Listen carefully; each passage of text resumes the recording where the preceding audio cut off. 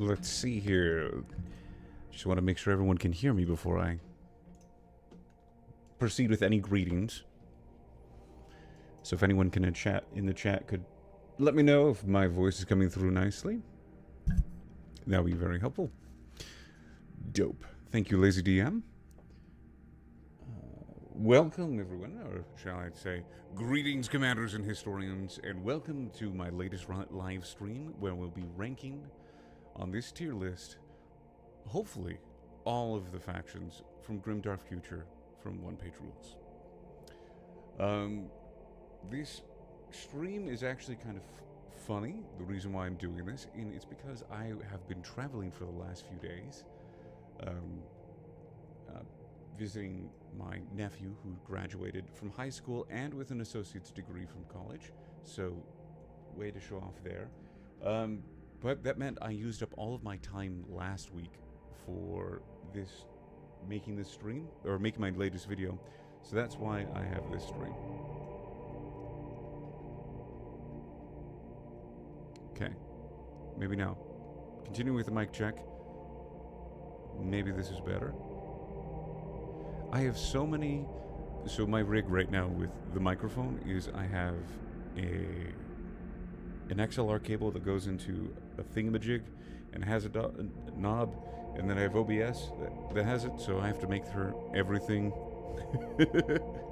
is squared away so that way the audio is good.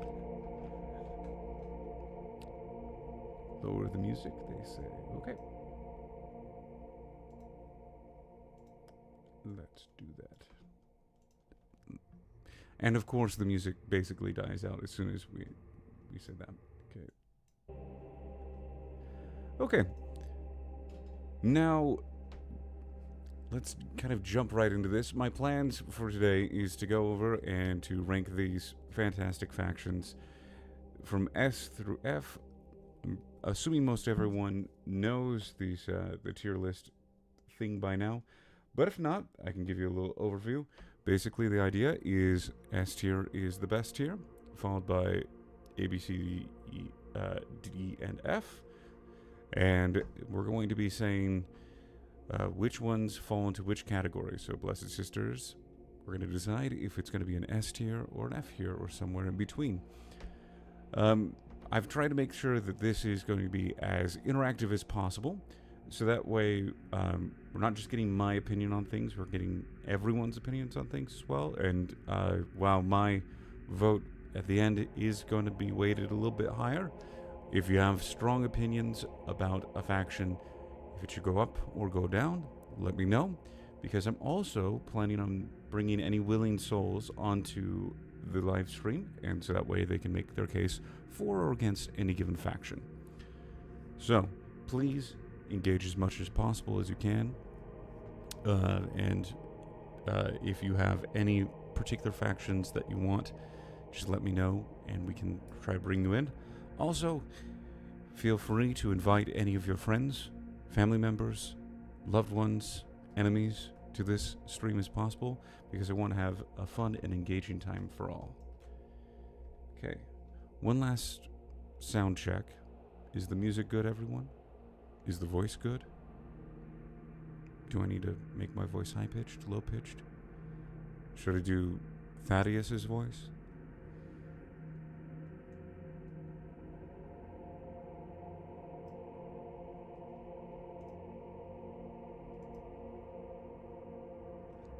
Still a touch on the quiet side. Okay. Now I'm cranking the gain up as much as possible. So if it's still bad, devious, I'm not sure if it's my mic or your audio that's too low, but we'll find out. Anyways,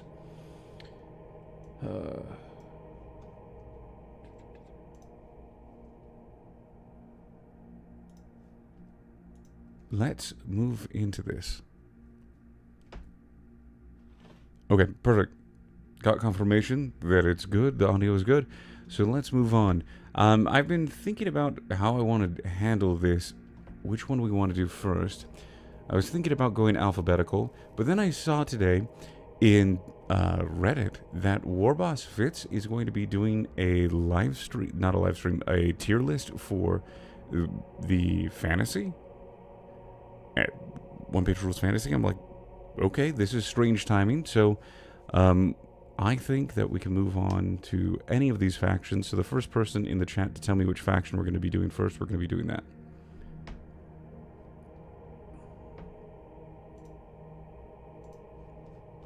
Let's see here. Any votes for any factions? Sorry. Fernie comes in with the Saurian Star Host first, with Devious quickly on the Alien Hives. Let's go to the Saurian Star Host. Now, here we go. First, I would like to go through and... Oh. Why is it showing Blessed Sisters? Of course. I guess that's not going to work. Okay, I tried to have it so I could pull up the faction itself and then we can read through it together, but unfortunately I can't. So I'm going to read the Saurian Star Host, just the very summary paragraph, and then that way we can ground ourselves in the lore. So first, Saurian Star Hosts are an ancient coalition of humanoid reptiles led by giant frog mages. Their armies combined advanced technology with genetically modified predators to make them fearsome foes. The Saurians are perhaps the most ancient race in the galaxy, but most of their species lies dormant in cryopyramids, not crypto-pyramids. That would have been cool, but it's cryopyramids. The Saurians seek to awaken their host to prevent a prophesied disaster. However, many of their pyramids have been lost or destroyed, and some have begun to fear that they have already failed their mission. Perfect. Okay, so for the Saurian Star Host, for me, it's actually a really interesting a faction in particular because of the world book and the lore changes that happened. This lore, that summary we went over, where they're trying to prevent a prophesied disaster, is interesting, but it's really muddy with the new lore that came out. Because in the world book, it implies that the Saurian Star Host disaster was actually the Radiance Cascade. And as such, their prophecies don't matter as much anymore. So for me, they would have been an A tier before the world book. But now they're more like a high B tier. And it's because of their, what like Deezy said here, they're like a mix of lizardmen with Necrons, which is a really good and interesting mix, where we end up with, instead of having the Horde having the pyramids, we have the lizards with the pyramids, which is kind of cool. Also, making it cryo pyramids is kind of funny, especially with lizards being cold-blooded, and so they just made it really cold and they fell asleep. So I like that. So the Saurian Star Host, for me, is a B tier, unless anyone else has an argument for why it should be higher. And if not, we can move on to the Alien Hives. And don't feel free, if you want to chime in and say, hey, I would like to argue on any of these cases, just let me know at any point for any faction, and we can move on to that. For me, the Alien Hives is... The question is, am I going to be honest? Or am I going to be fair?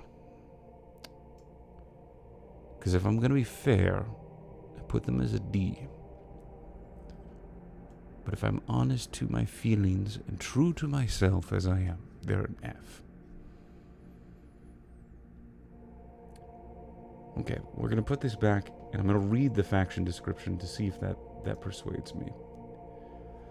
The Alien Hives are a faction of aliens using biotechnology made up of a variety of subspecies which comes from the remote frontiers of the galaxy, striving to find their niche in Sirius. When they first arrived, they were viewed as monstrous invaders, but after a long war of extermination, breakthroughs in communication led to the fragile peace. Now the Hives must come into terms with the legacy of the long war and decide how they are to adapt. Yeah, I'm putting that an F tier for me. Okay. So, here's why they're an F tier for me.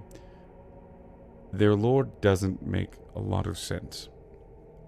And I've brought this up before, but every single species that needs to go from non-spacefaring to spacefaring needs to go over this massive barrier to advancement, which is, to become spacefaring, you have to prioritize a lot of things to have the technology to leave. And then on top of that, to be like, yeah, I'm done living on my home planet. I'm going to go live on another planet.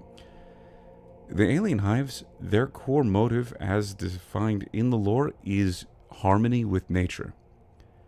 And I cannot think that a faction that is based on adapting to their environment and to their challenges, and also valuing harmony with nature, ever leaving their home planet.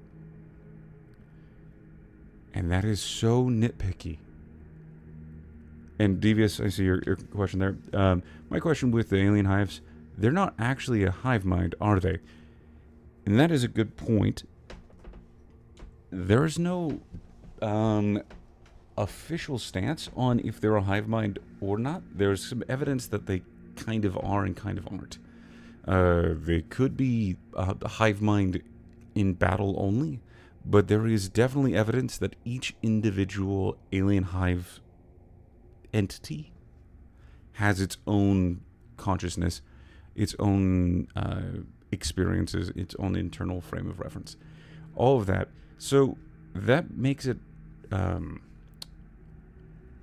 little interesting for me, because the idea of a mortar beast coming home to his family after a battle is hysterical. Like little baby mortar beasts running up. It's like, Daddy! That's weird. Also, I believe it was Lazy DM, we had a conversation about this, and he brought up of what happens when they get really old and they don't have the same bodily control. Do they just randomly shoot off shots by accident in the alien hive's old folks home? It's weird.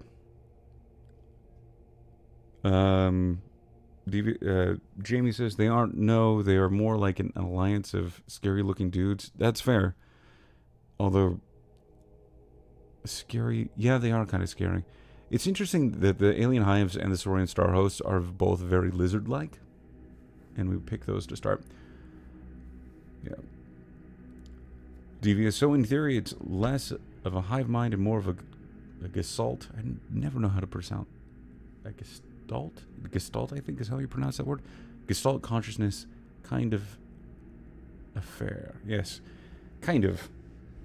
We don't know enough actually to know anything, especially with the fact that the barrier to communication with other species seems to be less of like, hey, I can't understand your language, and some sort of potential psychic barrier.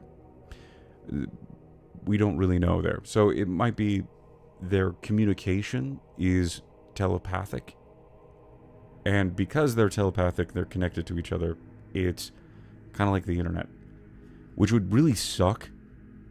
Oh crap, what if their hive mind was just basically the Twitter of the alien hives? Ooh, that would be bad. That would be so bad. Although, now that the Dow Union can communicate with them, it would be really, really funny to just troll on the alien hive's Twitter. Okay, so Russell, do their barrels remain rigid at advanced age?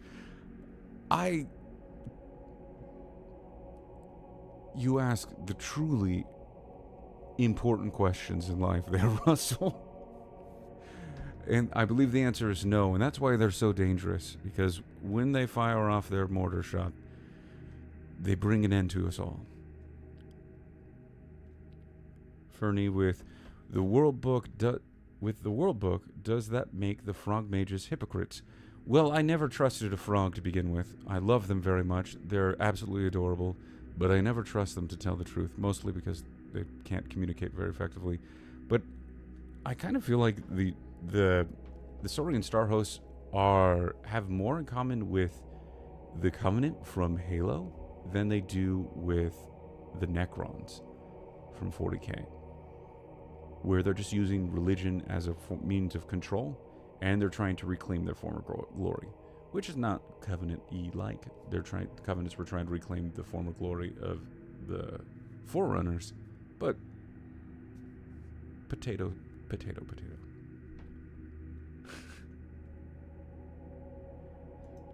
Ladies DM, what would alien teenagers be like on that? Jimmy, what are you thinking about? Oh, good. That's no, today's DM. No. Yeah, that'd be terrible. Just from that alone, they're 100%. I'm leaving them an F tier. Okay, let's scroll back up the chat to see the order that we have here. We had the Saurian Star hosts, Jackals next. I'm going to save Jackals for a little bit later, Russell, because they seem to be a fan favorite. And we're going to do the Soul Snatchers next. The Soul Snatchers in particular are fun right after the Alien Hives, because this is going to get really controversial, because I think they're an A tier.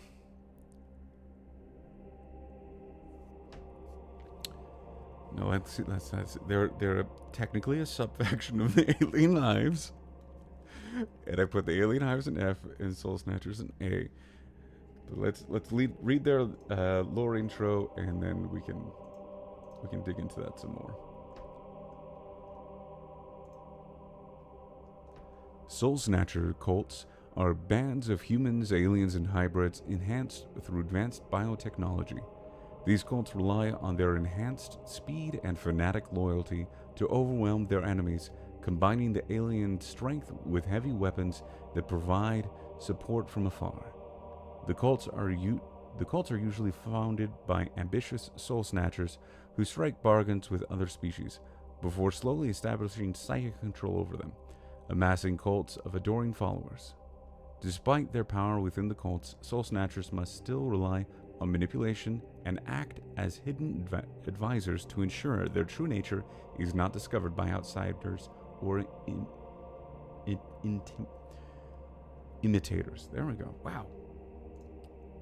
After reading that, yeah, I'm putting them back actually to B tier, not S tier, A tier here.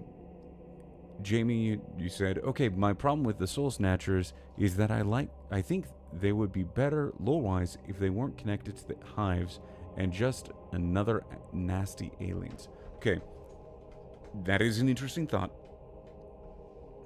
That is very interesting. I had not thought about that. Okay. So, one of the things that I do like about them is the fact that I might not like this about them, actually. Hold up.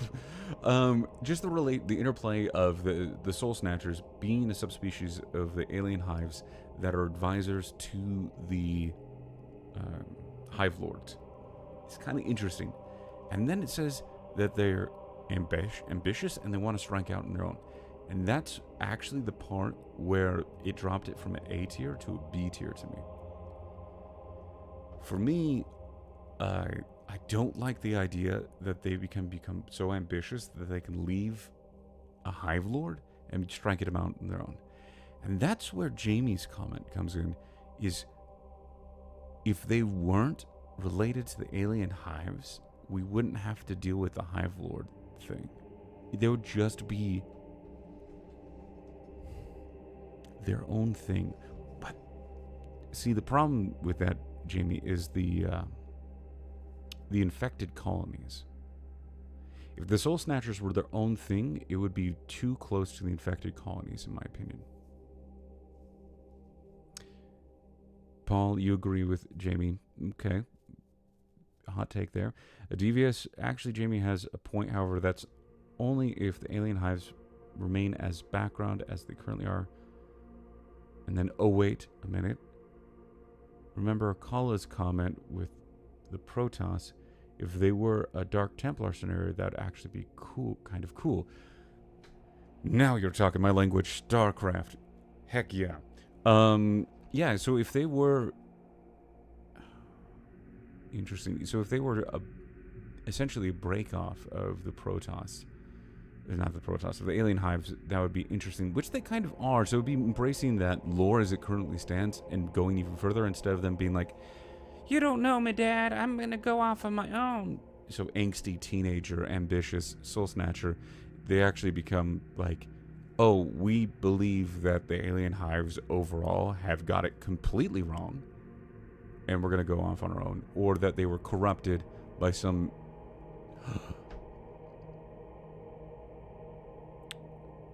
Devious, now hear me out.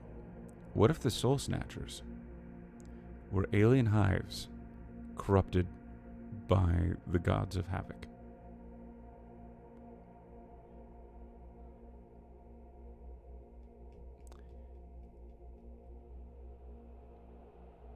If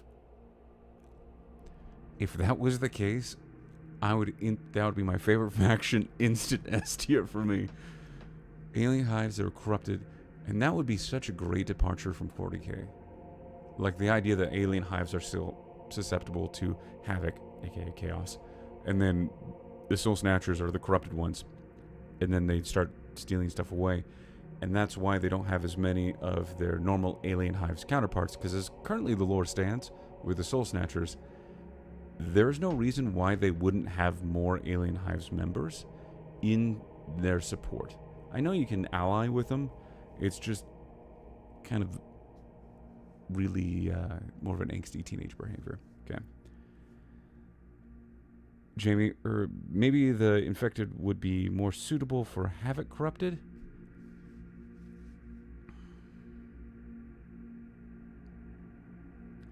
If the infected colonies were in havoc, then it would just feel like it would be a sub-faction of plague. Havoc god of plague, which it already does. We're going to get to that. So, Lazy DM, I think Soul Snatcher should be a C based on this conversation, given how... Fair. Fair. Fair. Frost, I made my alien hives into Zerg. I know. Original, right? Well, Frost, I love the Zerg so much, I got into one-page rules because of that, and I wanted alien hive Zerg, so I made it. Frost, please tell me you know that I've made STL files for an alien hives army on Colts 3D that are Zerg. Please let me know that you have that, you know that, because if not, boy, I'm going to make your night. Devious, the urge to ask to jump into chat with you on this is overwhelming, but I know I'll just end up ranting for an hour. Yeah. Actually, I'm fine with bringing Devious or Jamie into a chat if either of you are willing or to discuss this.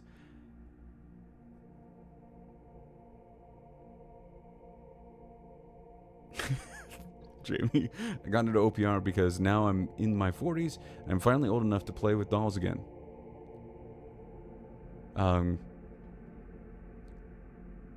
They're not... Mine aren't dolls. They're soldier guys. Those are totally not dolls.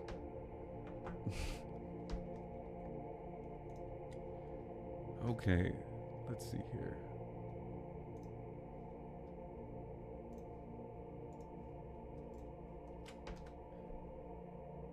Okay, let's see. So what you can do is you can hop onto that Discord invite there. It should bring you to the waiting room, and once you're in there, this goes for anyone, I will bring you in as a guest. Action figures. True. They're toy soldiers. Okay, they're dolls. I admit it. Anyways, what I was saying is anyone can come into this. And I will change a role.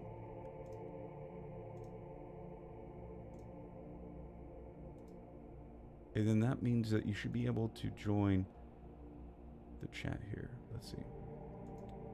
Good afternoon. Hello. And then that means that Hey. Gentlemen, the council assembles. Yes. Over alien hives of all things. Everyone in the chat, let me know if you could hear Devious and Jamie. Devious, if you wouldn't mind, or Jamie, just saying hello. Why, hello. Hello there.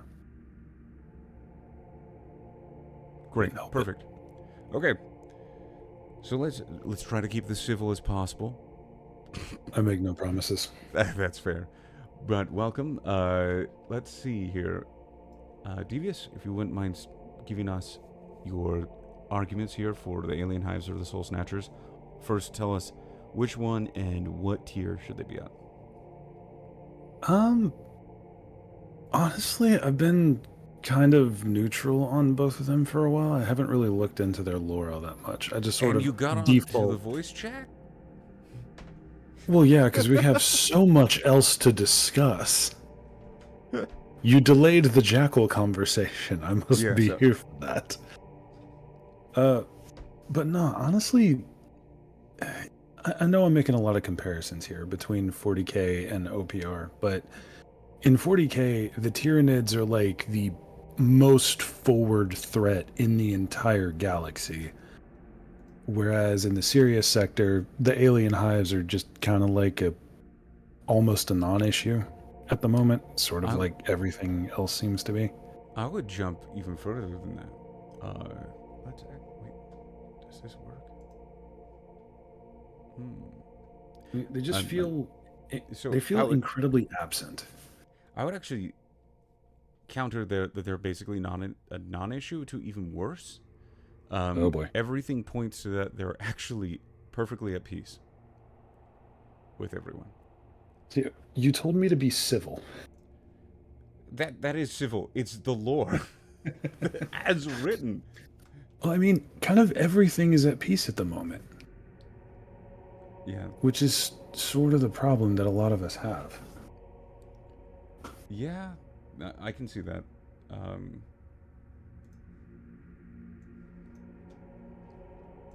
just trying to... Oh dear. Yeah. Oh no. Yeah. Janky live streaming. Have you... Okay, genuine question. Have you messed with Fujitech at all? I've tried. Really? Yeah, I couldn't figure it out today. Anyways, so not enough war, all this fun jazz. Okay. Jamie, I think you might have more strong opinions on these two factions. If you wouldn't mind jumping in on that. And first tell which faction are you interested in, the Alien Hives or the Saurian Star Hosts or the Soul Snatcher cults, and what you think their tier should be.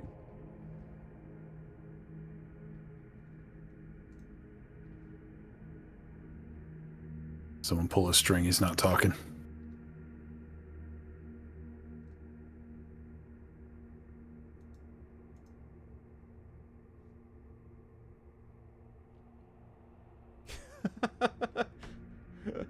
Well, Jimmy said, no, my mic is on the fritz. Okay, well, let's jump back into this. We can come back to this conversation, but thank you very much. Feel free to ping me, either of you. When Devious, we're gonna bring you on for the Jackals when we get there. You've got probably the strongest opinions that have been vocalized, so we're gonna get there. Oh boy.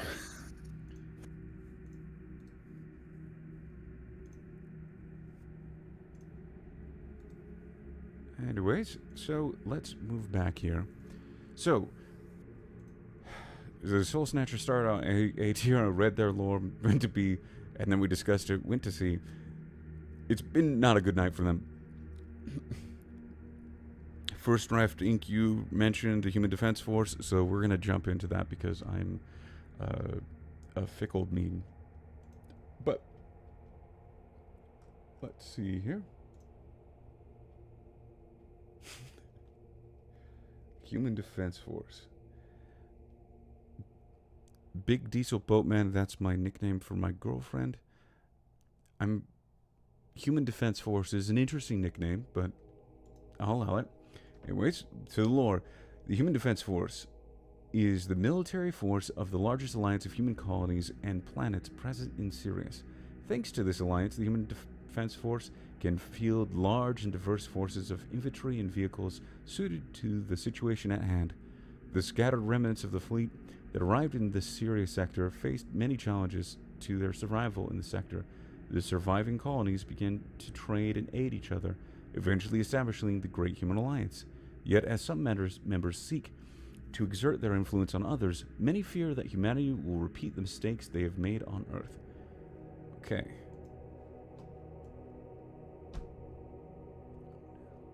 Human Defense Force is... Okay.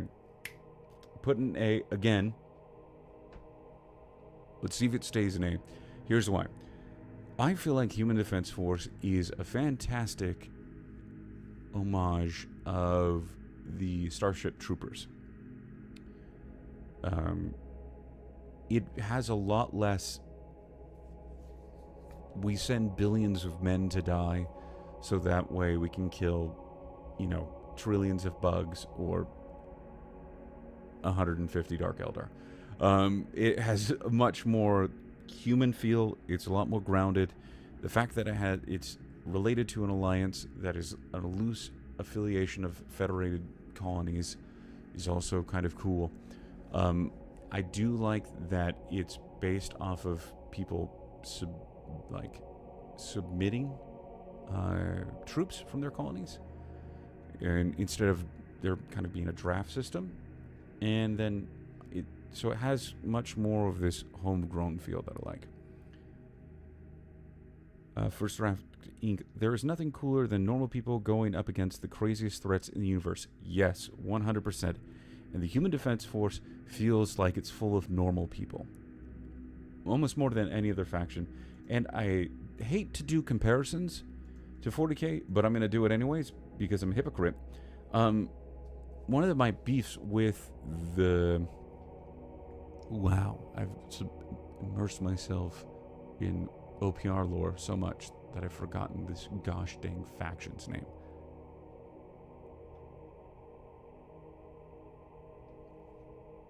Can someone help me out in the chat with their faction counterparties?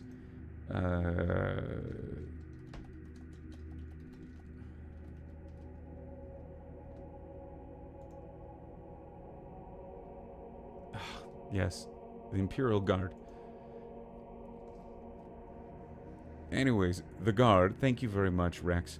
The Guard feels almost like they're not humans. They're just not normal people because they die so quickly. And I know that's a factor of you're going against psychic beings shooting laser beams from other dimensions into your soul. But also the jokes where the average age of a guardsman is 5 minutes is kind of funny, but also it makes it feel so they're not even human because they're too weak. I don't know if that's just me or not. Going into the chat here. Devious said, so hear me out. If you consider the Human Defense Force to continue from those initial survivors of the Radiance Cascade, then A/S tier. If it's only post-Radiance Cascade, more B/C. Okay, so that's a good point. So, Devious, the timeline is a little muddied in OPR lore right now for GrimDark Future, especially around when people arrived where. But reading through the world book and what I can piece together, the Radiance Cascade, the dwarves that caused the Radiance Cascade, the wormholes incident, is also responsible for bringing the humans to the Sirius sector. So that means that it's kind of simultaneous. So there's a good chance that the humans that were caught up in the Radiance Cascade just died, And the ones who are landed outside of what is now the zone are the only ones to survive. So I don't know how that messes with your A/S tier. So it might be like B/A tier, because yes, they had to survive the Radiance Cascade, but more of like from being teleported right into the middle of it. Jamie, Human Defense Force is okay, but if the Human Defense Force are the descendants of the fleeing colonists, do they really have the population to support their horde style of gameplay? Good point there. That is a fantastic point, and this goes back to the heart of the timeline that we're talking about. And this is one of the things that I have been trying to piece out.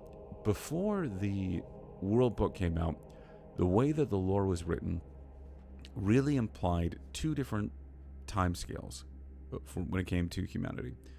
The lore around the Havoc Brothers and Battle Brothers made it sound like they had been around for hundreds of years, and that they were in the galaxy, and it took time for them to get corrupted, or it took time for them to find the Custodian Brothers, and then they were able to build the Conduit program and then clone their the founder. And then even in the Conduit Brother lore, it specifically said that the current Conduit isn't the first Conduit. There's been multiple iterations of the Conduit, and that the Conduit has potentially degraded in quality over time.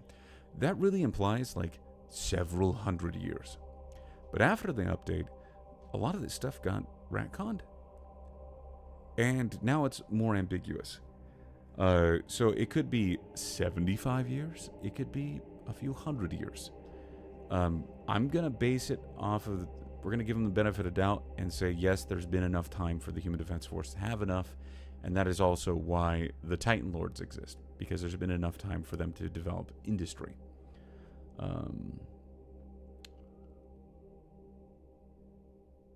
First Draft Inc. For D&D players, think about the fighter. What is cooler than a dude that sees dragons, giants, and wizards that can break reality, and then straps a piece of wood to one arm and grabs a sword? 100%. There is a reason why fighters are the most popular class in D&D, at least 5th edition.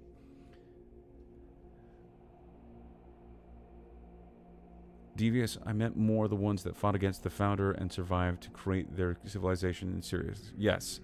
The Human Defense Force in that summary didn't really talk about the origin very well. But yes, the Human Defense Force are the ones that fought against the founder and technically won. And then they're the ones that followed the God Queen, more like not a religious figure, but more of like a cool person. And then eventually built this union. There's plenty of evidence to show that they are diametrically opposed to the Battle Brothers, which is now, their civilization is now known as the Protectorate. That's a hard word for me. So yeah, that's that same group. So they're the descendants of the ones who fought against the Battle Brothers, and still potentially are fighting against the Battle Brothers, even though there's no evidence for that. Rex, we have no idea how big these colony fleets were. If they are a 40k scale, you could have millions on a single ship, or it could be far less. That's a good point. Again, the scale of things are hard to gauge in one-page rules. I really do like the fact that it's on that Sirius sector scale, because it makes everything feel small. And again, like two people having a knife fight in a phone booth.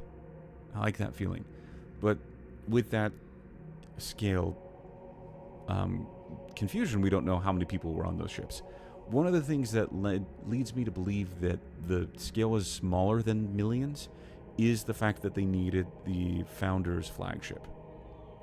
The Founder's flagship, the only real reason why I could think why they need the Founder's flagship is specifically because it had the capabilities to navigate in deep space. You usually don't have generation ship-sized vessels without the ability to navigate in deep space. And so for that reason, I believe that they're actually a smaller scale. But given humanity, 500 years in good condition with the ability to terraform planets, and the fact that the Sirius sector is actually way more peaceful than the Milky Way galaxy, there's plenty of room for them to grow. Devious, like if it's a single generation, the humans haven't had the time to develop their infrastructure on this scale. Yeah, that's the other thing, is they have to have had enough time to develop their infrastructure, or else them fielding tanks and artillery makes absolutely no sense. Because you cannot convince me that those colony ships had tanks on them. That doesn't make sense to me. Jamie, overall, Human Defense Force has good lore, even if the numbers and dates are super vague. Just leaves a lot of the math to question. Yep.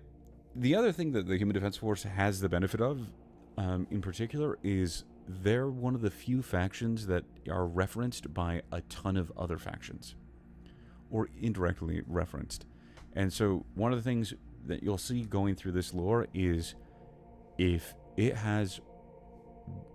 it's all of its lore is contained in its little lore thing on the website, on its own page, it's kind of sucky because there's not enough room to round itself out.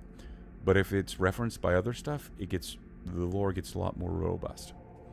And the Human Defense Force are referenced by the Blessed Sisters, the Human Inquisition, the Ratman clans, the Custodian Brothers, the Battle Brothers, and who else? Infected Colonies, actually. Some of those, and the Titan Lords. So that's 9 references, either directly or indirectly. And that's kind of the reason why they have a lot of lore going from.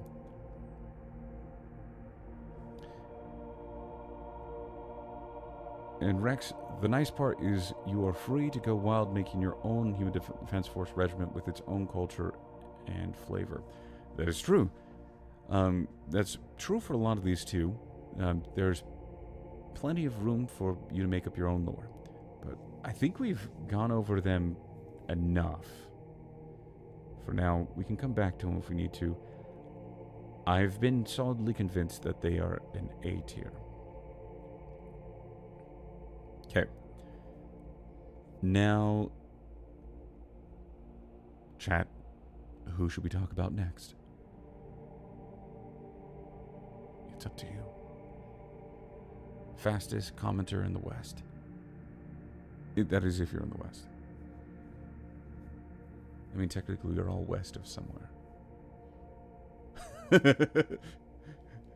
Okay, we'll do... Oh, Feudal Guard. Okay. So, Devious, you came in with Battle Brothers. We're going to get them out of the way. And then we're going to do... Okay, Jackal's been asked for enough. We'll do Jackals. Okay, Battle Brothers. Oh. I have to pull up their lore first before I hastily do anything.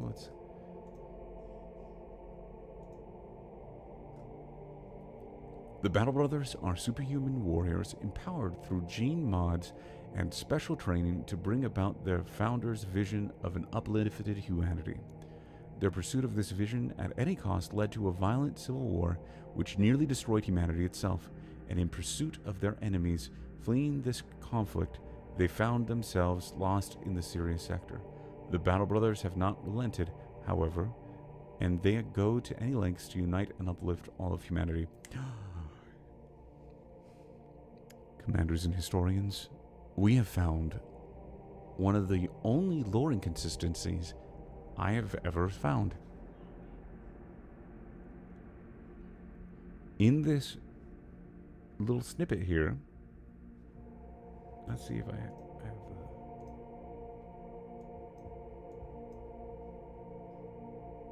yeah, there we go. I have it for the Battle Brothers and Alien. I was only queued up for some reason. When it says, and in pursuit of their enemies fleeing this conflict, that is wrong. It's actually not them going after their enemies. It's very clear in the World Book that the Civil War is between Battle Brothers. That's it. The Battle Brothers are the one. There's Loyalist Battle Brothers that are going with the founder, and then there's the Battle Brothers that were going with specifically the original government that the founder tries to overthrow. And then it says the refugee fleets, which is the colony that stole the colonists that stole the founder's flagship. It says that they left and they were completely different, and they weren't really in part of either side of the Civil War. It is only because they stole the flagship that the founder sent Battle Brothers after them. So it's time to potentially submit some sort of thing on OPR's Discord to be like, hey, that's wrong.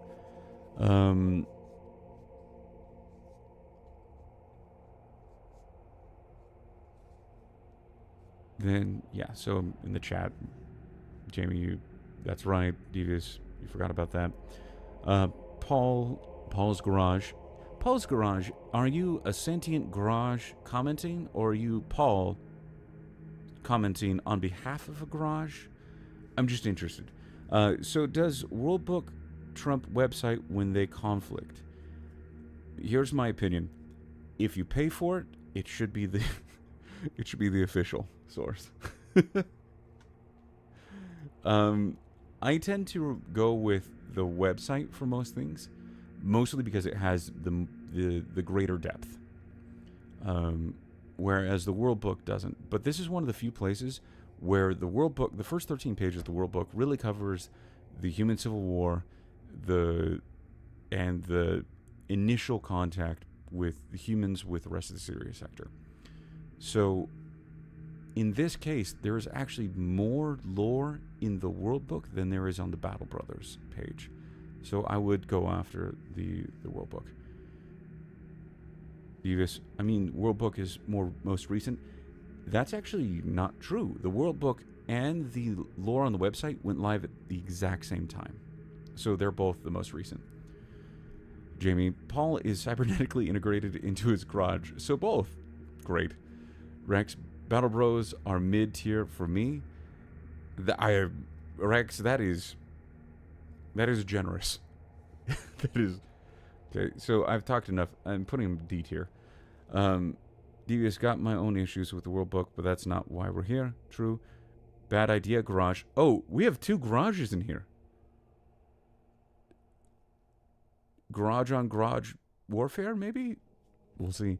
Just saw the stream. Glad that I haven't missed too much. Welcome, Bad Idea Garage. Paul, I certainly spent enough time there to have merged with the garage itself.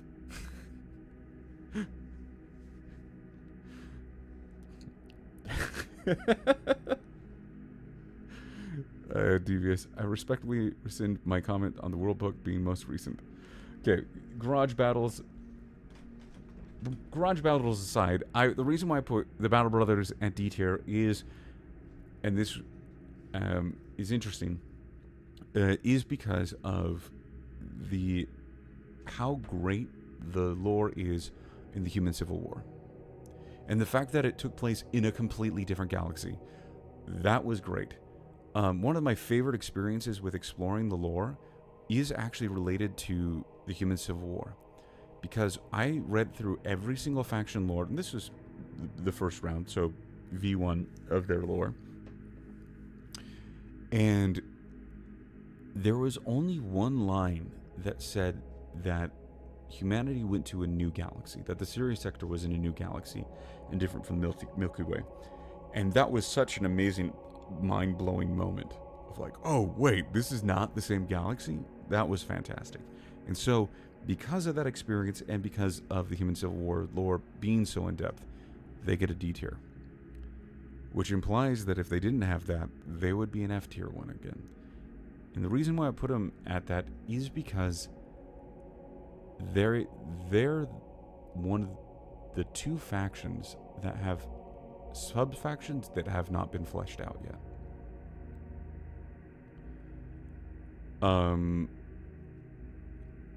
If I can choose like a Battle Brothers detachment and the lore provided there is exactly the same as any other Battle Brothers, that's really disappointing. Even if there was just one paragraph different in each one of them, that would have made this one become, the Battle Brothers overall would have become C tier, and then I would have actually added all of the sub-factions there. And the same thing is going to be true for the wormhole demons.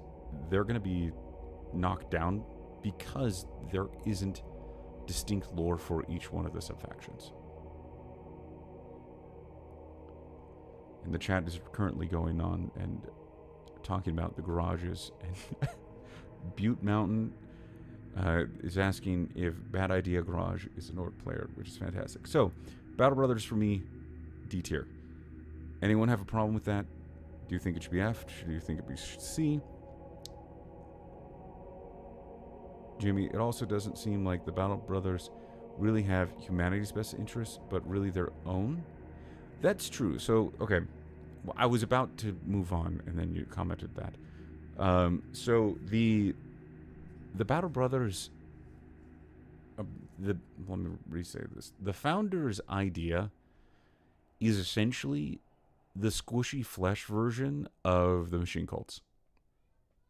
The machine cults are like the singularity is the thing. So, hey, there's a AI sometime in the future, and we need to make sure that it comes to life. And the singularity, we need to make sure it happens.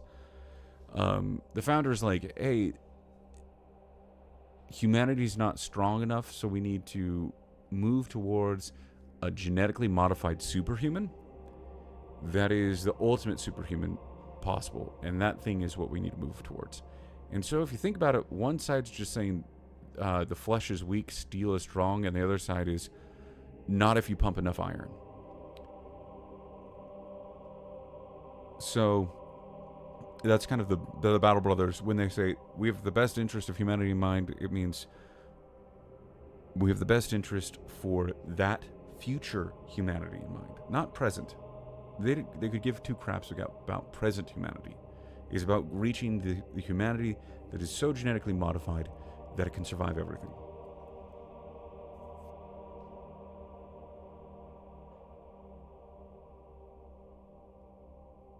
Okay. Rex, I'm just waiting for space duchies.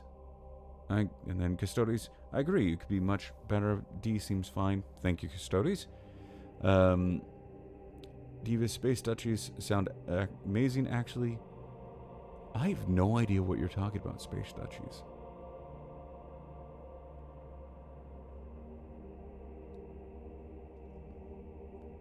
Wow, you guys are really talking about these space duchies, and even going through like plasma glow to duchy model. I must be missing out on something. I bet it's fantasy. Age of Fantasy lore. Yeah. Bad Idea Garage. The Battle Brothers is the Third Reich if it happened in 3000s. Well,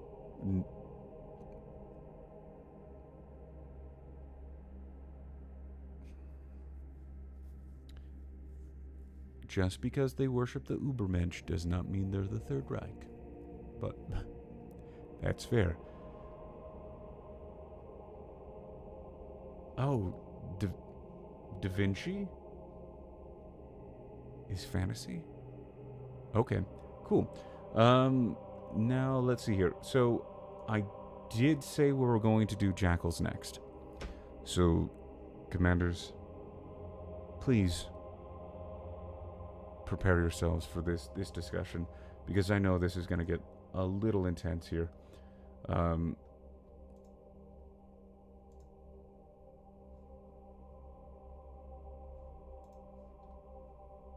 I'm actually surprised. We have 10 viewers. Good job, everyone. That's pretty good for a live stream for me. Anyways, okay, jackals. Now it's time for me to pull up the lore here. Also, please let me know if this is interesting for everyone. If my voice is excited enough, or if I'm doing a good job. I just want to make sure that this is an enjoyable experience, because if we run out of time tonight, I do want to do a follow-up, because I really want to get through all of these, because this is a lot of fun for me. I am having a blast, and I really appreciate all of your participation. Okay, jackals. Jackals are a species of aliens who resemble humanoid canids and use technology built from scavenged scrap. Without access to advanced weapons or vehicles, they rely on ambush and ferocity in close combat to win. In the beginning, They were a collection of nomadic tribes until they discovered the wreckage of alien ships on their planet. Soon after, they made contact with other species of Sirius, and were suddenly thrust from tribal hunters into the space age. Now the Jackal's way of life has been changed forever, as they have begun to migrate to the stars. Okay, now we did that.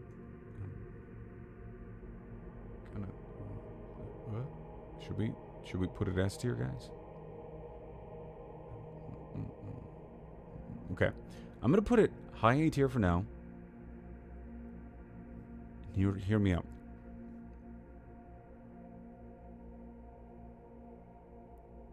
Just the Jackal's lore before the update with the Radiance Cascade was hands down an S tier for me. The Radiance Cascade has made them a little less interesting. One of the things that made them interesting was their home system had the sun that messed with electronics, and so no ship could come by, and that's why their planet was surrounded with a bunch of debris, and all these ships kept on raining down on their planet. That was really cool. I like that. And it was unique. And then the zone itself is essentially the the Jackal's sun on steroids. And then on top of that, they put the Jackal planet right in a pocket just outside of the zone. And so it took this cool concept and kind of diluted it a little bit to me.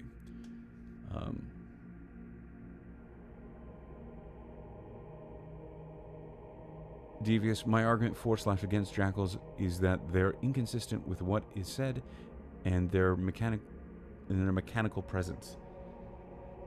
Ooh, that's a high bar. That is a high bar. Butte Mountain, Mad Max Dogmen. Cool. Yes, they are. I don't know if they're Mad Max Dogmen or if they used to be Mad Max Dogmen. Because the thing about the Jackals is also cool, and this is why they're a high A tier at the very least for me, is there is a rare mineral on their planet that allows them to stabilize wormholes, which is important for the creation of jump gates. Jump gates are the only means of travel in the galaxy, sector that is around two fixed points. And so if you have two jump gates linked to each other, I don't know, you can quickly travel from one side to the other. It's like walking through a door. So think Stargates. That's great. And so the fact that they have such a valuable resource makes them incredibly valuable, and that's why so many people were trying to go to their planet, is because they would find the mineral and they'd be like, oh cool, and then they would get close to the sun and then they would die because the sun wiped out their ship and then they would crash. So it also is kind of a cool idea with that, which is the Jackals wouldn't be able to leave their planets using conventional space travel. So the idea there would be that basically the Jackals have a bunch of jump gates on their planet, and that's how they get off the planet and move around. And they're pretty much the only faction that can do that because of that resource. And so the idea of the Jackals being nomadic, not really having advanced technology, piecing everything together, and then having one of the most valuable resources in the sector is really cool. But Nexus Wargaming, welcome. Thank you for joining us. Nexus, the gimmick here, which we'll try to do again, is if people have strong opinions, we can hop into a chat, voice chat, and then you can voice your opinions on it. Paul's Garage, my question is, why do the ships get fried, but the plasma rifles don't? Paul's Garage is looking for plot holes, I see. Well, here's the thing, Paul. We actually don't know if they have plasma rifles on their planet. Huh? Do you think about that? because the jackals that we meet usually in the sector are ones who have left the planet. So we don't even know if those plasma rifles are originally jackal plasma rifles. And that's me playing a PR game for OPR.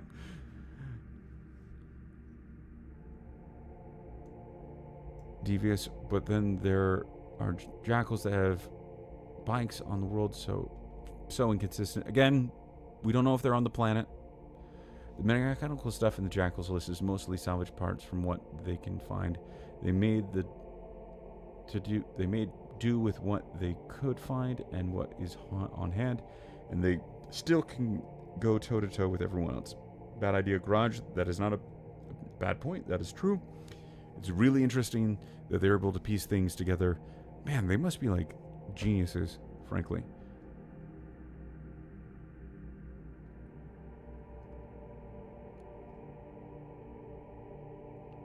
Devious, you're making some big claims here with... I have a whole presentation with citations on this.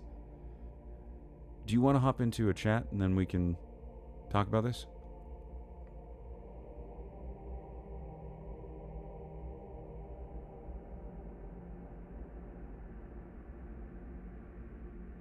Jamie, it's worth noting that Jackal gear, despite being apparently makeshift, is pretty good too.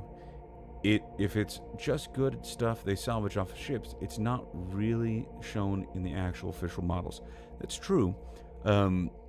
So would that mean that what if the jackals were actually that'd be basically Tony Stark, wouldn't they? Yeah. Are the jackals just a bunch of Tony Starks?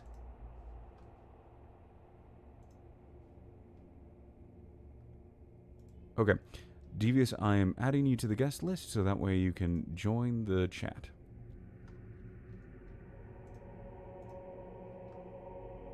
Or, not the chat, the voice chat, I should say. And let's see if my talk to people thing is working. I have returned. Hello. Hello. Here's once again, my janky setup. I am gonna work on getting reactive images at some point. Okay, so I'm gonna help you with that after this. Hit me up when you want to sort it. Sounds good. So, Devious, Yes. what's your arguments for or against the jackals? Okay. So, my biggest argument with the jackals stems from their sort of the mechanical side of things, like how they actually play mechanically in the game. The jackals don't have any vehicles. I feel like that's a massive lore inconsistency because their whole thing is like salvaging and repurposing things, right? Don't they have bikes? Yeah, they do, but where's the bikes in their army list? Fair. Okay.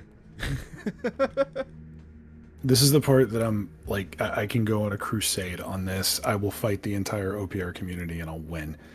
Anyway, Nexus, I would be absolutely honored to do that. Genuinely. Nexus says just hire Devious to rewrite the Jackal's army list. And then he said OPA, hire him. OPA referring to One Page Anon, I think is what it goes by, which is the creator of One Page Rules. Yeah, I think he's going by Tano now. Okay. I think he changed his name in the Discord. It's been a while. But yeah, I may or may not have had this fight several times on the official Discord. But basically, like the presentation of the jackals, my initial look at them purely through lore is that they're this amalgamation of sort of a dash of Tusken Raider, a massive helping of Fremen, and a little bit of Mad Max to kind of round it out, you know? Mm-hmm. The problem with that is we don't really see that Mad Max side. It's mainly just like riding beasts around and sprinting through the desert and not really having very good options with weapons. promised I wouldn't do Yeah, this today. your beef with options with weapons, I'm sure, is around how can you have scavengers with such limited selections of weapons? Yeah, and Um, it, it is said in the lore that they're very, very wealthy because they're in a very central position with all the adventurers going into and out of the zone. It's kind of like a major trade lane. A lot of people want to come to the Jackal homeworld because it's such a trade hub. So why are they still cavalry based? Also, that story about the Jackal with the Robot Legion bike and the buddy, that's mhm. on their homeworld. That is canonically on their homeworld. That is? Oh no! Yeah. My terrible fan fiction is ruined. Okay. That's one of the things I looked up because I've been so angry that we don't have Jackal scout bikes for the longest time. Yeah, that's really interesting. So, um, I can't remember if this is old lore or new lore, but there was mention of how the Jackal's homeworld, the atmosphere, also interacts with the sun, and I can't Hmm. remember if it made it worse or better. And I think it made it worse. So even more so, like the story having a bike on the planet goes back to was it Bad Idea Garage or Paul's Garage? The garages are getting me mixed up. That said that how do they have the plasma rifles Yeah. on their homeworld? So again, um, maybe they Well, just I mean, we house can't all of the electronic devices in a Faraday cage. we can't really say that they can't use any electronics on world because then how will the portals work? Yeah. It's just like Well, the I portals could think work and purely from like a chemistry or a physics interaction where it's a mineral that makes the duration of a wormhole uh, basically permanent, and that I wormholes are mean, just a naturally occurring thing. So it might be like you make a ring around a point, and then you hope a wormhole shows up there, and if it does, boop, portal. for some reason that's given me massive World of Warcraft teleport into fucking Elderon or whatever it's called vibes. Yeah, we, I we see what you're steal what we saying. I can. Given the context of it being GrimDark Future, though, it seems a little bit too fantasy to be that sort of non-scientific of an answer, if that makes sense. Fair. So that's a thing too that has been discussed all over the place. Good Enough Gaming brought it up, I believe, Hmm. to in one of his videos, and that is Grimdark Future an actually an adequate name for the lore that they're telling? Because this feels a lot more like Star Trek or Star Wars So in terms of, I and so sorry. like more of that fantasy side rather than the grimdark, which I'd be perfectly fine with. It's just, you know, the product Yeah, needs to match the packaging. I do agree that at the moment, GrimDark Future is not an accurate representation of what the lore is because it's not really grimdark. But that's another conversation that we've had ad nauseum at this point. Yep. Bad Idea Garage has brought up two good points. Why were the Freemen using tooth knives? Tradition. So, you know, why are they not using vehicles? Well, it's tradition. Well, I Interesting. mean, the Fremen do use vehicles and rocket launchers and Well, they lasers were and saying anything else he was available. saying using tooth knives. Like, why not use another type of knife or more advanced stuff? So I think that was more of his point. And the other one is Okay. psychers. Magic fixes everything. Fair. Yeah. Maybe So that they've about got the some of that tooth orc knives, magic. that is kind of a flex as well as tradition, because in Dune lore, you have to use melee weapons, otherwise you're going to cause a nuclear detonation every time you shoot at somebody. So, I mean, stands to reason metal is probably hard to find on Arrakis, so tooth knives might be the easiest available resource to, get melee weapons. Fair. Paul's Garage. How about you stick a jackal model riding on top of a tank by guiding it with reins? Like, I love that. Okay, that's extra funny That is extra funny because OPM, you've given me so much hell about this. Whenever I play anything in OPR, I always use the same set of Carcharodon's models from 40k. Yes. And my Great Beast is always like a Predator tank or a Razorback or something. Yes. Okay. Oh, I think we've that's amazing. talked enough on this subject, so I want your Yeah, final opinion on this. Do we keep him in A? Do we drop him down to B? Move him up to S? I think given the sort of following that the Jackals have gotten, just because they're sort of unique and cool and have a lot of their own flavor, I think that keeps them just out of B tier. But I would say they're kind of lower on A tier because of the inconsistencies in their behaviors and how they're presented. Okay. So then, with that being said, uh, below Human Defense Force, I would say so. I don't want to admit it, but I think, yeah, I think that's fair. Okay. Well, thank you very much, Devious, for talking about the Jackals. I look I forward to appreciate you future letting me conversations. come onto your stream and rant. I was expecting more smoke, but I appreciate it. Hey, you told me to be civil, so I'm being civil. Yes, I did. I will talk to you later. Great. Let's see here. So I think we might have beaten um, the Jackals to death on this one, but we're going to move them to below the Human Defense Force. So they're Jackals A tier.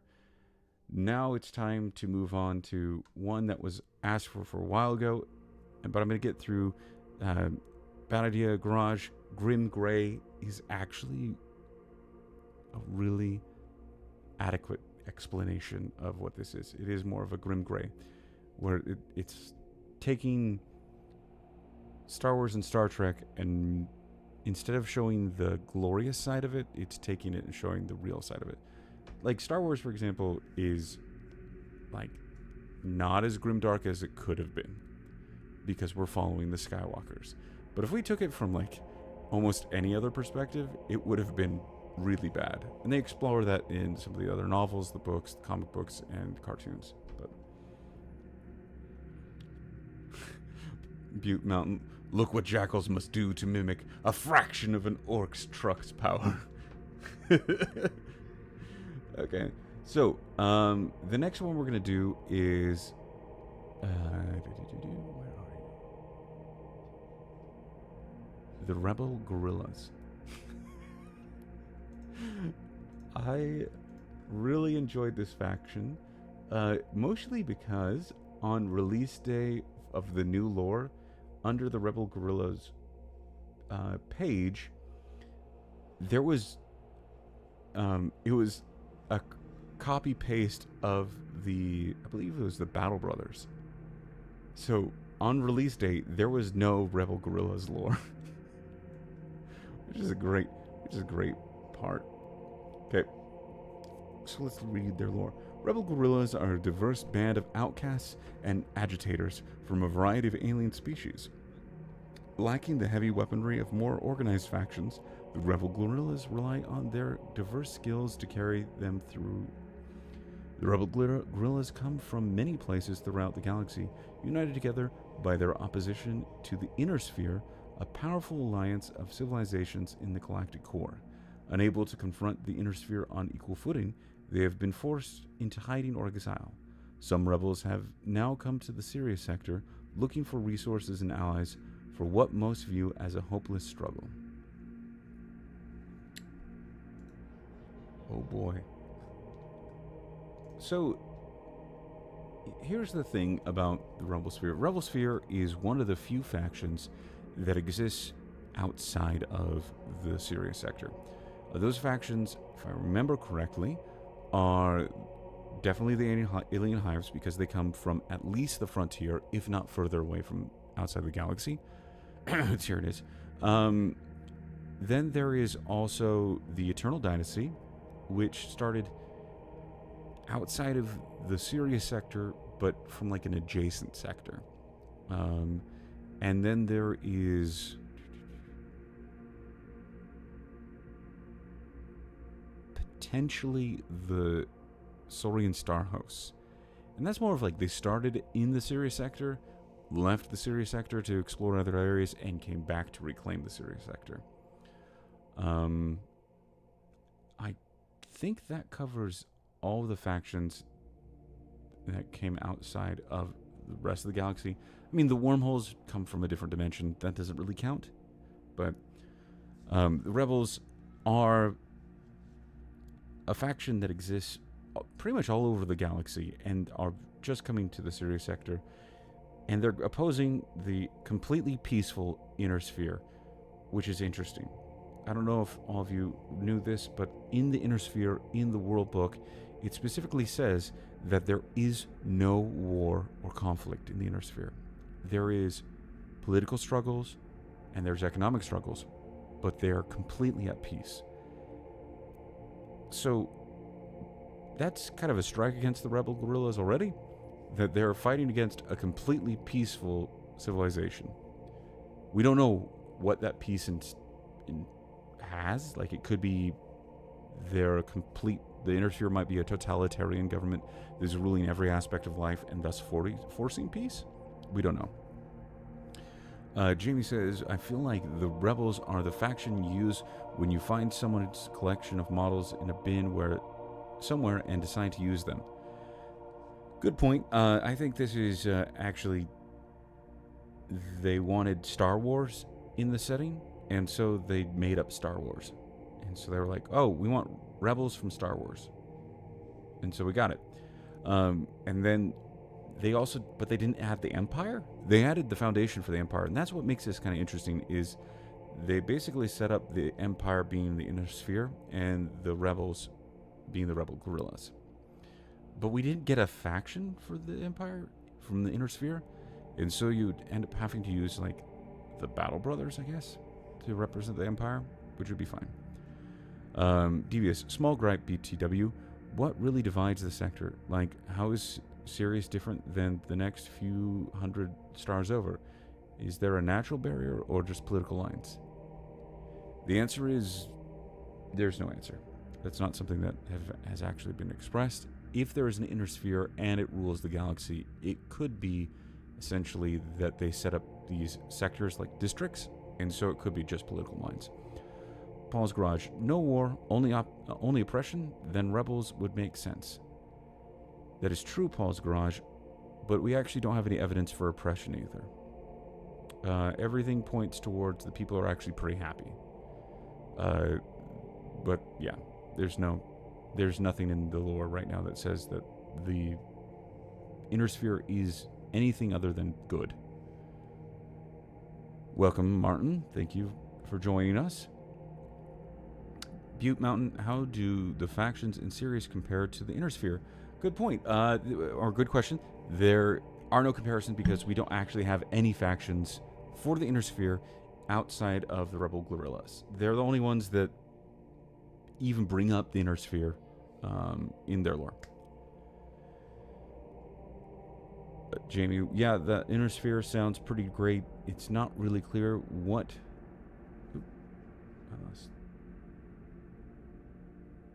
I guess they deleted it. Oh, there it is again. Pretty great. It's not really clear what the Rebels' beef is. Also, no one serious seems to care about them or the Inner Sphere either. So they don't integrate. That's true. They don't really integrate. And with that, I want to put them in the C tier. And here's why. Their lore is solid, has a good foundation in the world book. They have clear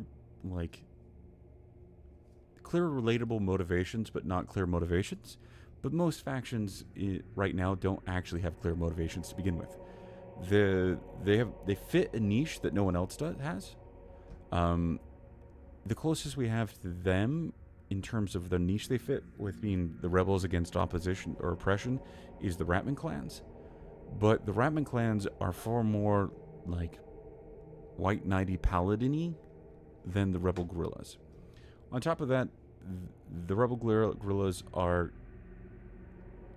again, like a vanguard into the sector. It's basically just recruiters, which has some fun interplay there of, if they really needed to, they could ask for more help. So that's kind of why I'm thinking C tier. Devious, imagine if we got an enforcer faction from the Inner Sphere out here to stop the guerrillas, but got caught up fighting everybody. That would be great if everyone was fighting. There's not a... I don't get a whole lot of feeling inside of the Syria sector that there's a lot of fighting. Mostly because there are so many alliances, and it says... And this is... I'm completely serious about this. The word peace and its synonyms show up 50% more in the World Book than the word war and its synonyms. So, kind of hard to say there's a lot of war in the Syria sector in that case.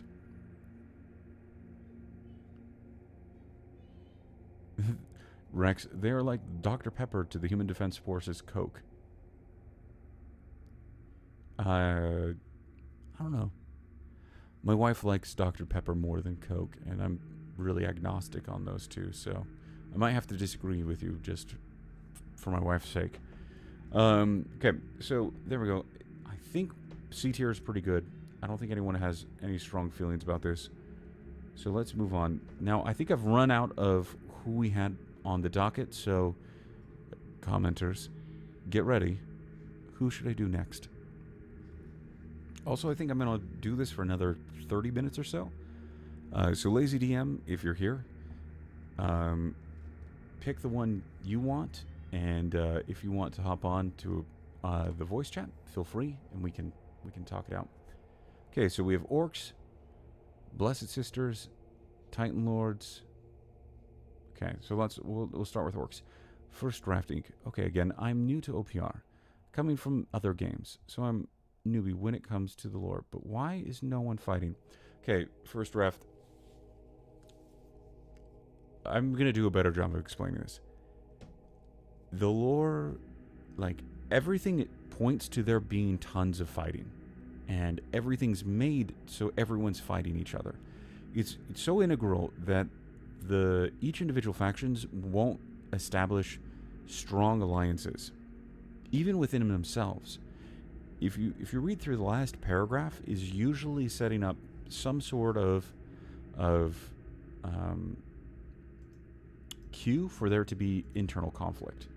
That could, and the reason why is because OPR wants to have every faction be able to form an alliance with everyone else, as well as fight themselves. So if you get a Jackals versus Jackals, lore-wise, it should make sense. Or if you want to have the Blessed Sisters team up with the Battle Brothers, lore-wise, there's a way to make sense of it. And so that's why they've designed it that way. But as a side effect of that, when you don't strongly commit to alliances or enemies, it feels kind of gray. Like there isn't anything. It's kind of a really cold war.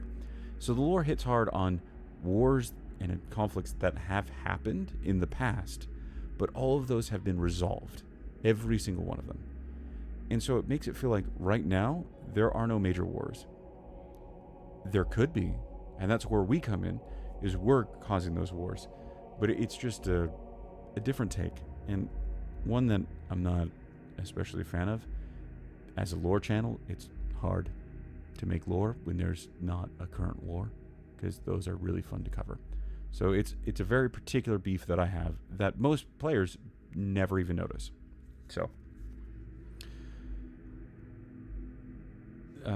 yes. So we are going to go with, I believe it was the Orcs first. Okay. Orcs are one of the two factions that have received the most retcons, I guess is the way to put it, out of every faction inside of this game. They actually were going through some of the first rounds of lore changes as they were working on finalizing the world book.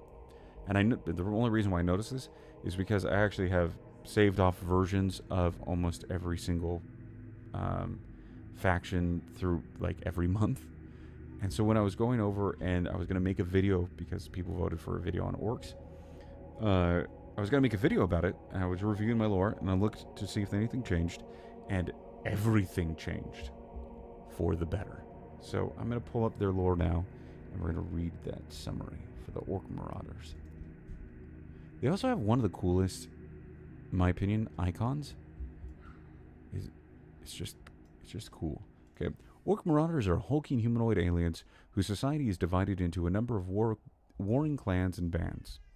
These marauders lack precision weapons or heavy armor, and instead rely on their fast vehicles, large numbers, and ferocity to defeat their foes. Orc clans have been in conflict since the beginning of their history. Only the threat of the expansionist dwarven guilds, could make the orcs unite. These orcs felt a pride they never had before, only for the guilds to activate the Radiance Cascade. In an instant, their leaders, most of their worlds, and even their greatest enemy were destroyed. Now the scattered orcs strive to rebuild what they lost. Okay. Oh my goodness, that is so much better than it used to be. Let's see. Do I have my notebook on me right now that I could actually read out the old lore? I should. Let's see if I can find it. In my... Also, I apologize if anyone hears any crying toddlers in the background. My almost 2-year-old is having is being very successful at resisting going to bed.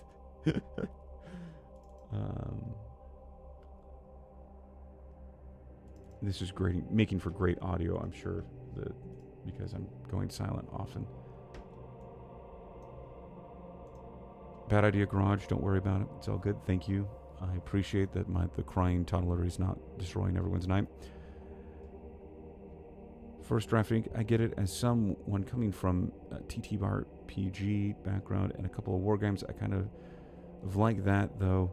IDK, it feels like they left room for homebrew, story-driven campaign play, and I don't hate that. That's true. That's the thing, is there is a ton of room for homebrew story campaigns. And it feels like, especially the World Book, it was written for campaigns and not necessarily for battles. So that's interesting. And I hope OPR either embraces that and makes a far more robust narrative campaign rule set or cool things to do with the campaigns, or rather than leaving the lore feeling separate from the gameplay.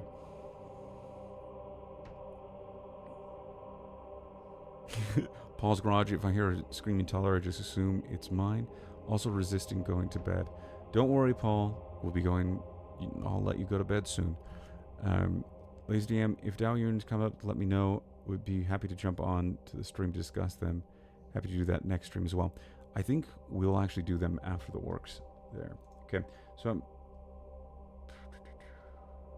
here it is. I'm pulling up their old lore that I have tucked away. Why is it not letting me search? That's stupid. My Word doc did not let me search for it.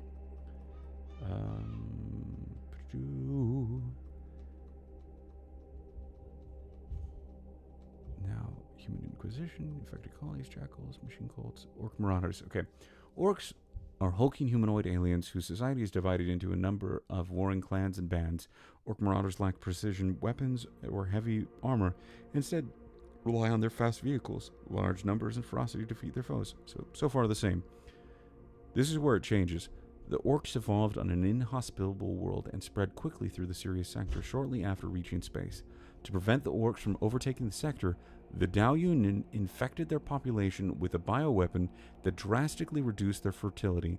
Now the orcs must either adapt to survive or charge down the road to extinction.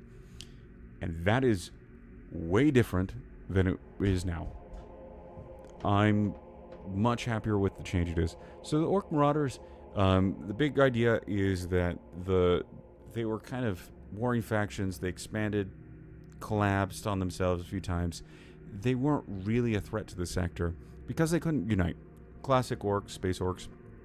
But then the dwarves came in and just bashed down the door, took over their place, said, "We want your ores.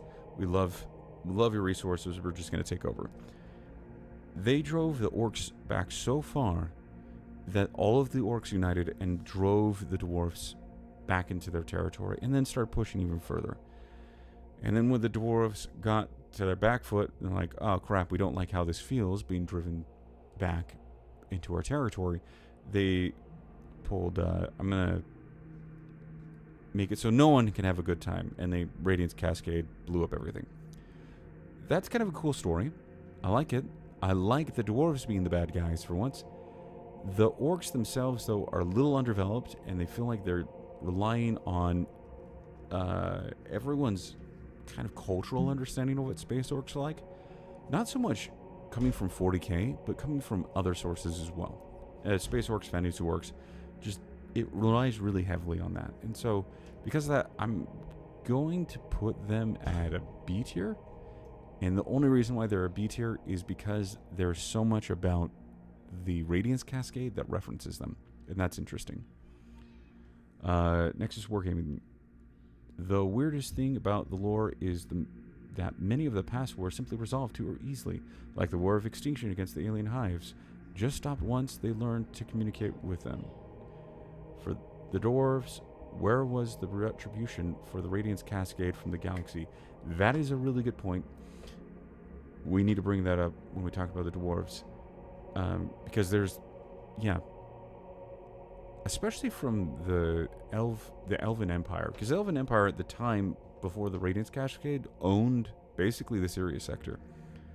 So, why didn't anyone fight back? Is it because the Elven Empire was just destroyed by the robot legions, and so there was no one left to really pass judgment on the dwarves? I don't know. Next is Jamie says, "No one seemed to mind. It was just a whoopsie doodle after all."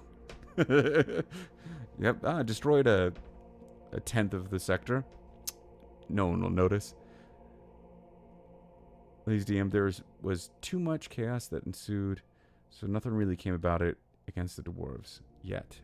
Ooh, the yet is very ominous there. I like that. Okay, so Lazy DM, it's time for us to do the Dow Union.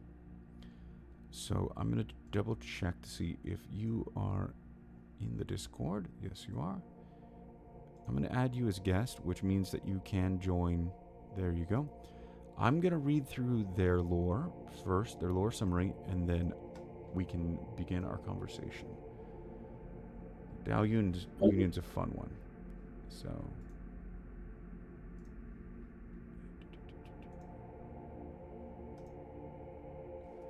the Dow Union is a coalition of aliens equipped with advanced weapons and drones.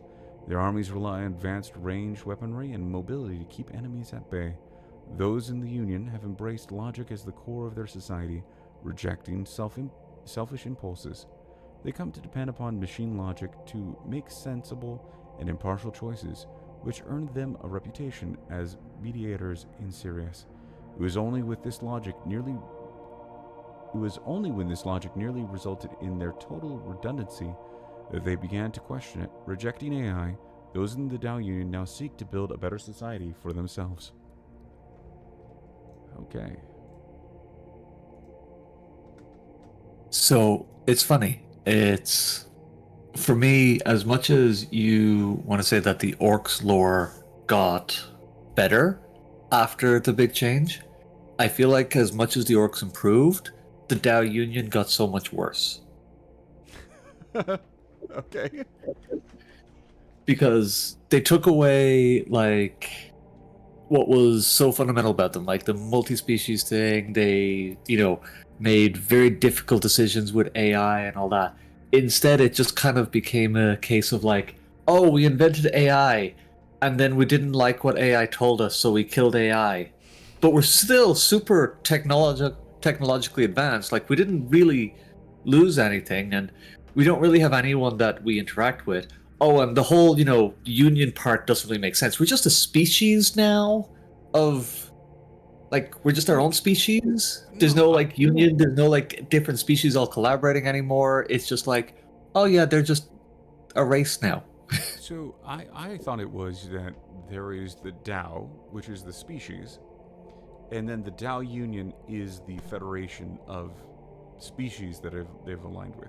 So, for example, the Tao Army is just the Tao species, but the Tao Union includes the Great Human Alliance and the Alien Hives. Is that incorrect? So, from my reading of the lore, I don't actually see that anywhere anymore. Oh, crap. Right? And that's what I mean. It's they took what was this really cool big theory thing of like, here's this union, here's like all these different races and species working together, and then they just homogenized it to, we had AI, it didn't like us, so we killed it.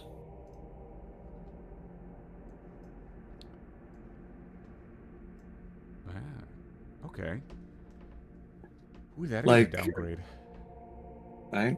It's before when it was, hey, they nearly wiped out the orc species and drove them to the point of extinction because of genetic warfare, right? That was kind of like a very easy, like, oh, you're definitely the bad guys.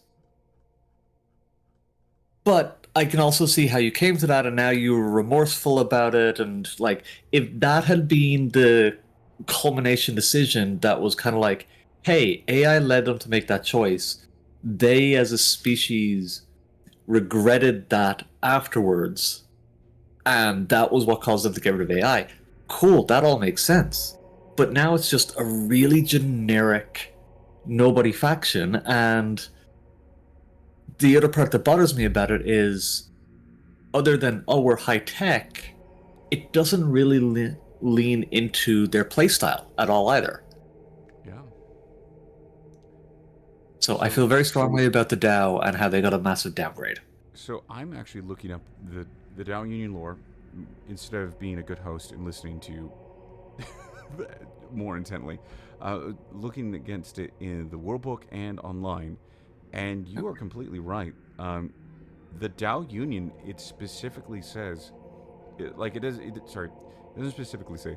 It says that they together they formed the Tao Union, and this is in reference to their expansionist into space. So they're a single species union now. What? Yeah. Wow, that's that. I really. That's hope words you can't we're say on a wrong. live stream. I hope we're wrong. Because I need to redo my Tao Union video now, or at least put it like lore version 2.5, which it might have been 2.51, which is what I based it off of. Yeah. Okay. So where would you put them? Oh, they're not quite an F because they've got potential and room for growth, but they're definitely no higher than a D.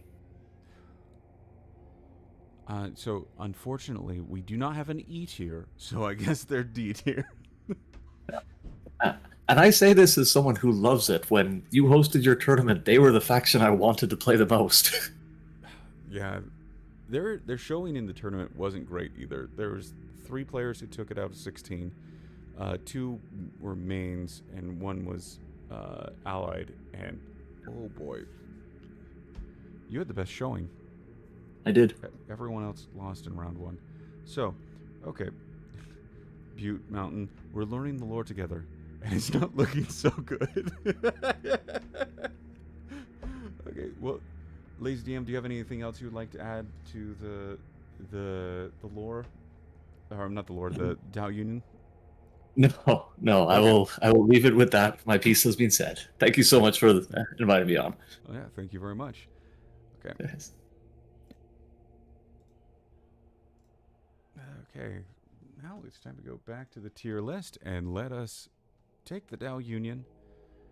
Where are you? And move it here to the D tier. I would love to put them higher on the D tier than the Battle Brothers, but the Battle Brothers are enjoying the fact that they are referenced by almost everyone, and so in the Dao Union is now referenced by 3 factions. I mean, referenced 2 factions reference them, which is the Alien Hives, which talks about the war there, and then I believe it is the Human Inquisition talks about them.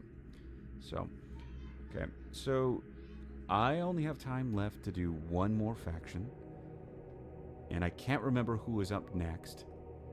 So, commenters, please prepare your engines, and who am I going to cover next?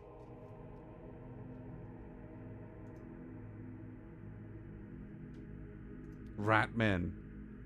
Ah, yes. The Ratmen clans. Okay. Sorry, First Draft Inc. In the next live stream we do, we'll go Titan Lords first, but bad idea, Garage, you were faster, and we're going to do Ratmen clans. Ratmen clans are one of those fun little factions that had a much higher showing in my videos than I was expecting. So everyone loved the Jackals, from what I can tell. Like, I've gotten comments from people saying that they started playing OPR because of the Jackals video. And that was true. That was the only video that had that until the Ratman clan video, and now I've gotten the same. So people are loving the Ratmans and the Jackals. But let me pull up their lore here, and I will read off the summary. Ratman clans are humanoid rats originally created as accidental byproducts of advanced genetic science. Lacking the organization and skill of other factions, Ratman clans use their vast numbers and variety of weapons to defeat their foes. As Ratmen emerge to their creators as sentient beings, they were greeted with fear and violence and forced into a life of hiding and scavenging until they could flee their homeworld. Now they finally found safety on a secluded and abandoned world, where their numbers rapidly grew. They seek to help others, even as many in Sirius still... Ooh, man, I suck at reading right now. They seek to help others, even as many in Sirius still view them as vermin. Okay, Ratman clans are one of those fantastic factions that feel almost entirely, not quite unique, but like they really did the creative process well on them. When you hear Ratman clans, you're like, oh, Space Skaven, great. They're not. They're the rats from The Secret of Nim put in space, and it's amazing. They started out as stowaways on the colonist ships, and the gene scientists with the Battle Brothers were like, oh, instead of breeding a ton of new rats, let's just reuse the same rats over and over and over again. Which is great science on that part. Wait, that being said, those gene scientists must not be good. I'm questioning the Battle Brothers, like, superhuman status if the gene scientists thought it was easier to reuse lab rats than it was to breed more lab rats. Yeah. So, Jamie, cheese stealer cults, maybe? Yes. I love responding to bad idea, Garage. I love the lore. They came from nothing and became one of the good guy factions of the sector. I would love them being the good guy factions, or one of the good guy factions, if there were bad guy factions. And I know we said that, like, the Battle Brothers are kind of bad, but they're like...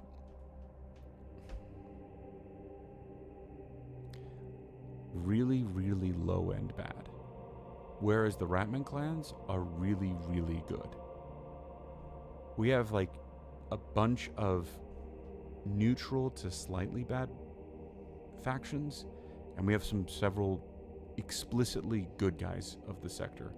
And that makes it so the good guys aren't as cool. And that's where the Ratman clans come in, with their rise and them becoming genetically modified sentience and going to their creators, which were the Battle Brothers scientists, like I said before, and being like, yeah, hey, accept us, creators. And then they're like, no, you're rats, get out of here. And then them settling right next to the zone was cool. What made them even cooler, though, is the fact that they learned how to use broken jump gates, and now they can navigate through jump gate networks that no one else can, because they've trial and errored it enough. And they use that to go and help other factions or other groups free themselves from oppression. That's cool. It'd be a lot cooler if there were more oppressive forces. And this is going to go back to the alien hives. One of the things that 40K had a lot of, and the Tyranids didn't need to be, was evil forces of nature. And that's kind of what holds Tyranids back, is there's no way to relate to them. They have no named characters. There's no good stories about them. Anytime that they show up in the lore, in stories, they have to lose, because if they don't, no one will be left to tell the story. There's a ton of factions that are just evil forces of nature. Whereas in GrimDark Future, there's nothing like that. Even the wormhole demons aren't that fully. So having the alien hives fill that role would have been fantastic. And then it could have been this cool clash between the Ratman clans swooping in to save planets that were being attacked by the alien hives. But no, there's just not enough bad guys for the Ratman clans to be as good as they are. Lazy DM, Dow Union should be the bad guys. Stupid lore retcon. First Draft Inc. Grim Gray Area. That's true. Jamie, I have to give you credit on my NID take, because it was informed in one of your comments, and so that's why you agree with it, because I stole it. Nexus Gaming, dwarves are bad. Dwarves were bad, but they're no longer relevant, and so that makes it so they fall along the lines of the Titan Lords almost in their badness. They were evil capitalists, not necessarily bad guys. Although some people would say that capitalists are bad guys, but I digress. Bad idea. Garage demons. Yes, demons are bad, but they're not really forces of nature in the way that you'd expect them to be, because it's baked in that they can be reasoned with. They do have consciousness, they're sentient, and they can be communicated with. When you can do that, then they're not really forces of nature, they're just another faction that you can deal with.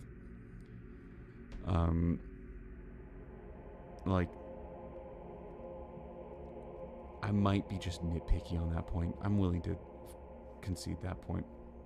Warboss Fitz, welcome. He said, I thought I would pop in and see what the Lore Master had to say.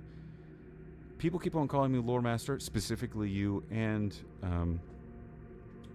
Good Enough Gaming, and I reject the title, although I do blush when you call me Lore Master, because it is very flattering. But yeah, Warboss, I saw that you post on Reddit that you're going to be doing a tier list, and it was just right at the same time that I was doing mine, so great minds think alike, I think. Jamie says, well, I interpreted the Protectorate as the biggest bad guys in a way, certainly as far as the poor little rats, but also the Human Defense Force. So, the Human Defense Force have never had conflict with the Protectorate. There is no canon reference of the Human Defense Force or the Great Human Alliance having any interaction with the Protectorate. There's not even, I'm not even sure if they know the Protector even exists. There's in the Human Inquisition lore, it talks about the Human Inquisition discovering the Havoc Brothers, and that is the only interaction between Great Human Alliance sub-faction, and the Protectorate. And it's not even the Protectorate, because it's the it's the Havoc Brothers. Joshua, find not lore master, you are the lore caster. Ooh, like it. I would like to cast this lore at 5th level. Warboss, yeah, I'm editing the first video now. Gonna ruffle some feathers. Warboss, I enjoy your lore takes because holy crap, you go hard, and you sometimes you do more than ruffle feathers. Feathers come off, and I love it. I'm all here for it. Okay, so I've done a lot of talking, but man, I'm easily distracted. So Ramen clans, I want to put them as A tier, but I also want to put them as S tier. Because one, they're getting the buff from tying into the human factions, which there's a ton of lore around it. Two, they have origin from Earth, and so they made it across the Radiance Cascade. And then three, they're really cool. That's a good solid point there, OPM. But I was about to ask S tier. What do you guys think? Yep, S tier, first S tier, maybe the only S tier we have. I would love it if there was if it was the Ratman clans and then another faction that was objectively evil to the same level that Ratman clans are objectively good. But there we go. Yeah, I feel good about that. Thank you, everyone. I don't really know how to end these live streams, which is funny. I spend more time thinking about how I'm going to run them, getting the visuals together. But yeah, thank you very much. We made good progress today. We almost have a normal distribution here. Ooh, that's a nice distribution curve. That's how we know we're fair. But before I go, I would like to get some feedback from everyone. I might be able to do a live stream on Wednesday because I don't work on Wednesday this week. And so if I was to do a live stream on Wednesday, one, would you be interested to finish up this? And two, what time of day would you be interested in doing that? I know there's a lot of different time zones represented here, but okay, Lazy DM says yes. One, yes, you're interested in Wednesday. Two, post noon Pacific Standard Time.